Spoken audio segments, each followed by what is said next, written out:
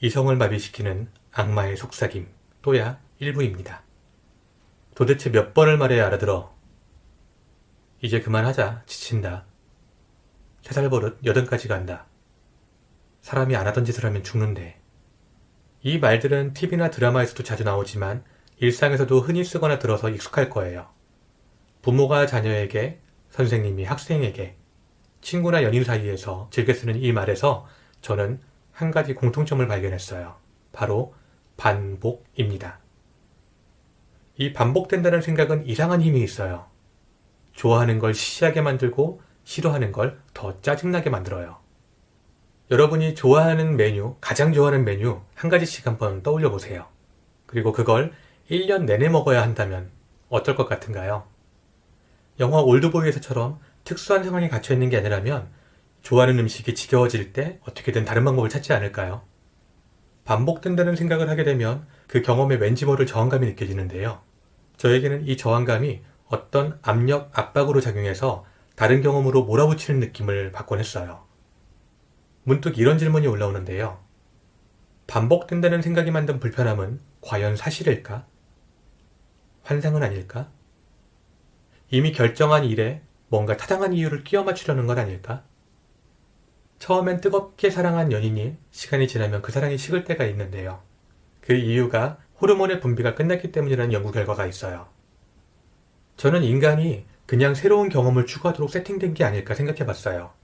그렇다면 새로움이 사라진 관계를 떠나고 새로운 관계를 찾아서 매력을 느끼는 게 쉽게 이해되거든요. 반복에 대해 이런저런 질문들을 떠올리다가 가만히 마음에게 질문해봤습니다. 그리고 떠오른 생각들을 정리해본 걸 얘기해보려고 해요. 예전엔 가까운 사람과 소통이 안 돼서 힘들어할 때가 많았어요. 그래서 소통을 포기하고 주기적으로 잠수를 탔습니다. 그런데 지금은 가까운 사람과 어떻게든 소통하려고 노력하고 있어요. 이런 변화를 받아들인 건 굉장히 자연스러웠어요. 소통하지 않는 관계는 끝난다는 걸, 그리고 그게 자연의 이치라는 걸 알았기 때문이에요. 서로가 진심을 주고받지 않는다면 그 관계는 에너지가 더 이상 왔다 갔다 하지 않아서 끝나게 되더라고요. 특히 요즘 들어서 소통하려는 노력과 그 태도에 스스로 만족스러워했더니 이게 중요도가 높아져서 그랬는지 곧바로 소통하기 힘든 상황이 직면했어요. 가장 고요한 시간인 새벽 3시쯤 침묵을 뚫고 고막에 닿은 명료한 드럼 비트에 심장이 쿵쿵 울리더니 곧바로 몸이 일사불란하게 어떤 반응을 하기 시작하더라고요. 점점 몸이 굳고 숨쉬기가 힘들어지면서 화가 올라왔어요. 안전하다고 생각하는 집에서, 그것도 새벽 3시에 갑작스러운 음악 소리가 들리니까 분노의 감정이 막 팽창하면서 알아차림이고 뭐고 다 소용없어지더라고요. 하필 딱 이때 분노의 단골 생각인 또야가 찾아오면서 스파크가 팍 튀려고 하는 순간 또 이런 생각이 올라왔어요. 뭐지? 이거 익숙한데? 처음이 아닌데? 가만히 있어보자. 정말로 가만히 깊은 호흡에 집중하니까 심장은 얌전해졌어요. 그리고 마음과의 소통을 시도했어요. 나는 지금 분노가 느껴진다. 그런데 이게 내 감정이 맞나? 이렇게 의문을 남기고 계속 깊은 호흡에 집중하니까 아까 한 번 작아진 분노가 점점 더 빠른 속도로 줄어들었어요. 그런데 시간이 지나도 여전히 남아있는 화가 있어서 궁리해봤습니다. 아, 이건 내 화가 맞구나. 근데 이때부터 또 고민이 시작되는 거예요.